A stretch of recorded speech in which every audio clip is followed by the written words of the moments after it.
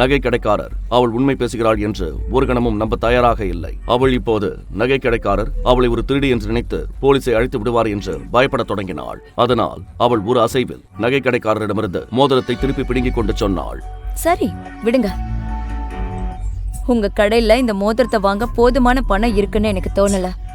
நான் வேற கடையில கேக்குறேன். தேங்க்ஸ். இதற்கு பிறகு மீரா அங்கிருந்து கிளம்பினாள். ஆனால் அவளுடைய காலடிகள் இப்போது மிக வேகமாக நகர்ந்தன. அவள் விரைவில் தன் வீட்டை அடைய விரும்பினாள். ஏனென்றால் நகை கடைக்காரர் நிச்சயம் போலீஸை அழைத்திருப்பார் என்று அவளுக்கு தோன்றியது. ஆனால் அவள் ஆட்டோ அல்லது டாக்ஸியை எடுப்பதற்கு முன்பே ஒரு பெரிய லக்ஸுரி கார் அவளுடைய வழியை தடுத்தது. அதிலிருந்து அடுத்த கணமே ஒரு விலையுயர்ந்த சூட் அணிந்த பெண் இறங்கினாள். ஹலோ மிஸ், என் பேரு ஆஷா.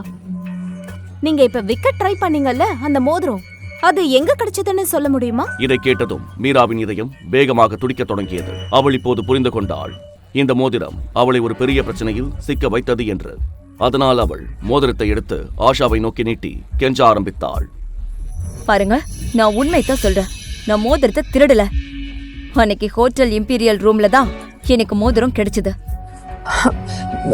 நீங்க மோதிரத்தை வச்சுக்கோங்க. முழு வீடியோவை பாக்கெட் FM தமிழ் யூடியூப் சேனலில் கண்டு மகிழுங்கள்.